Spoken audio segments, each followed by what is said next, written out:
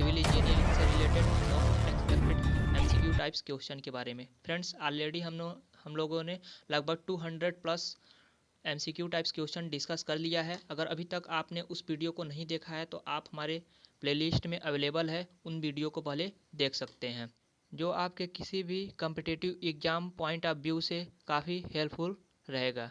तो चलिए फ्रेंड्स, अगर अभी तक आपने हमारे चैनल को सब्सक्राइब नहीं किया है तो कृपया चैनल को भी सब्सक्राइब कर लीजिए, साथ में बेल आइकन को क्लिक कर लीजिए। तो चलिए स्टार्ट करते हैं। तो जैसा कि आप देख रहे हैं, क्वेश्चन है the energy loss in case of venturimeter when compare to orifice meter. बोल रहा है कि वेंचुरीमीटर की तुलना में ऑरिफिस मीटर से की तुलना अगर किया जाए तो एनर्जी लॉस किस में ज़्यादा होता है। ठीक है, तो आप जानते हैं वेंचुरीमीटर का कोफिशिएंट ऑफ डिस्चार्ज जो होता है 0.94 से 0.98 होता है, जबकि आप ऑरिफिस मीटर की अगर कोफिशिएंट ऑफ डिस्चार्ज की बात करें तो 0.64 से 0.68 होता है। आप इसे को पता लग गया होगा कि जिसका कोफिशिएंट ऑफ डिस्चार्ज ज़्यादा होता है, यानी कि लगभग 1 के आसपास में है, तो इसका मतलब ये है कि वेंचुरीमीटर से एनर्जी लॉस कम होता है as compare to orifice meter के।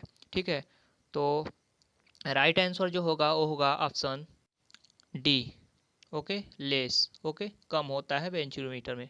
Next question is adding extender in paint increase the. जब हम पेंट में एक्सटेंडर यूज करते हैं, मिलाते हैं, तो क्या होता है, वॉल्यूम जो है कि इंक्रीज हो जाता है ऐसे में। ठीक है, तो राइट आंसर जो होगा होगा option B, pigment volume concentration. Okay, next question is in a orifice use for flow measurement the coefficient of velocity is always. कब पूछ रहा है कोफिशिएंट ऑफ वेलोसिटी जो होता है ऑलवेज कैसा होता है, इक्वल टू यूनिटी, यूनिटी के बराबर होता है। नो, गलत है। ग्रेटर देन यूनिटी, ये भी गलत है। A non zero negative number, ये भी गलत है। Less than unity, right answer जो होगा होगा option D, less than unity. Next question E when the two end of the compressed member are fixed the effective length will be। ठीक है, जो है कि एक कंप्रेसिव मेंबर है, दोनों एंड्स जो है क्या बोल रहा है, फिक्स्ड है, तो इफेक्टिव लेंथ पूछ रहा है। जब दोनों एंड जो है फिक्स होता है तो ऐसे केस में जो इफेक्टिव लेंथ होता है 0.65 L होता है। तो राइट आंसर जो होगा होगा option C, 0.65 L। The most effective farming method of returning minerals to the soil is। Okay, मिट्टी में खनिजों को लौटाने के लिए कौन सी खेती सबसे अधिक प्रभावशाली होती है, तो वो होती है क्रॉप रोटेशन, यानी कि फसल को समय अनुसार जो है कि बदलते रहना चाहिए।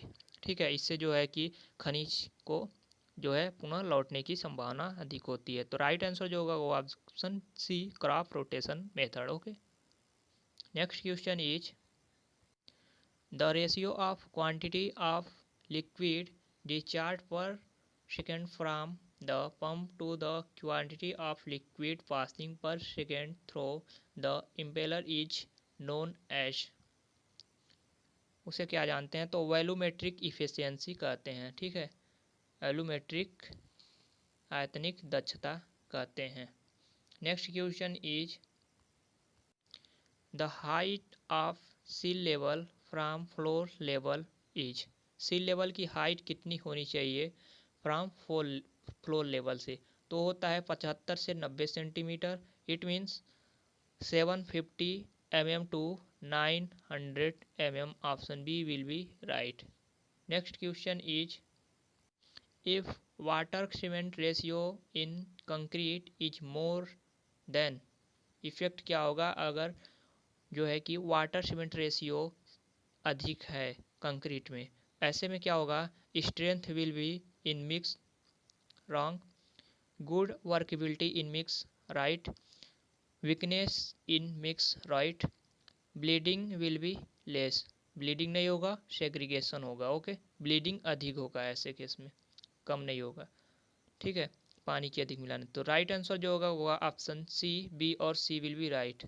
Option C will be right, B and C. Next question is when the surface of the spillway is made to coincide with the shape of the lower nape of a free falling water jet, then it is known as।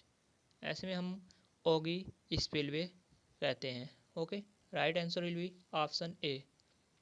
Next question is under normal condition using a ordinary cement the period of removal of the form work। कह रहा है 7 days for beam soffit, ये भी सही है, ठीक है, option A will भी सही। 14 days for bottom slab of span 4.5 metre more, right. 21 days for bottom beam over 6 metre span, right. यानी कि all option will be correct. Next question is a dummy activity is project network touch comes. किसी परियोजना network में dummy कार्य के लिए निम्न में उपयोग नहीं किया जाता है। तो डमी कार्य में निम्न में क्या उपयोग किया, टाइम का भी जरूरी नहीं है, मटेरियल का भी नहीं है, मनी का भी नहीं, तो ऑल ऑफ एबव हो जाएगा right answer, okay. Next question is shrinkage in cement concrete में बी रिड्यूस। श्रिंकेज को हम कम, सीमेंट कंक्रीट में श्रिंकेज को कैसे कम किया जा सकता है, तो बाय क्यूरिंग हम श्रिंकेज में जो है सीमेंट में कंक्रीट में श्रिंकेज कम कर सकते हैं। तो proper curing, right answer will be option A, proper curing. Next question is if the neutral axis of A T beam is below the slab, the relationship between the flange with b depth of neutral axis and thickness of the slab, d effective depth of the beam, d gross area of tensile steel, a and the modular ratio m may be stated as। Okay, सारे assumption जो है कि sign दिए हुए हैं। ये formula पूछ रहा है, तो फार्मूला जो होता है इसके केस में वो होता है B D into N minus D by two is equal to M A T D minus N. Option C will be right, C will be right. Next question is the minimum number of longitudinal bars for rectangular and circular column are. पूछ रहा है minimum जो number of bars होते हैं rectangular section और circular section के लिए कितनी होनी चाहिए। तो रेक्टेंगुलर के लिए मिनिमम 4 होनी चाहिए और सर्कुलर के लिए मिनिमम 6 होनी चाहिए। तो राइट आंसर जो होगा option D. Next question is the ratio of the moment of inertia, ठीक है, ratio of moment of inertia to span of length is called, that is called relative stiffness, okay, relative stiffness। next question is the type of frictional force that develops between matting surface when subjected to external force and there is relative motion between them is known। बाह्य शक्तियों के अधीन संगम सतहों के बीच घर्षण बल का जो प्रकार विकसित होता है और उनके बीच सापेक्ष गति को किस नाम से जानते हैं। तो डायनेमिक गति यानी कि गतीय घर्षण के नाम से जानते हैं, dynamic friction. Option D will be right. Next question is a simple supported beam has a span of 8 metre, span दिया हुआ है 8 मीटर का, और कह रहा है and it subjected to a point load 60 kilo newton का पॉइंट लोड दिया हुआ है। ई आई जो है कांस्टेंट है throughout the length. Magnitude of slope पूछ रहा है, स्लोप क्या होता है। तो स्लोप का फार्मूला आप simply supported in case of point load आप जानते हैं क्या होता है, वो होता है डब्लू एल स्क्वायर अपॉन 16 ई आई, ओके। ऐसे केस में डब्लू का वैल्यू आप पुट कर दोगे 60 किलो न्यूटन और एल इसका वैल्यू 8 पुट कर दोगे, तो जो राइट आंसर जो निकल के आएगा वो आएगा 240 upon EI। Option D will be right. Okay.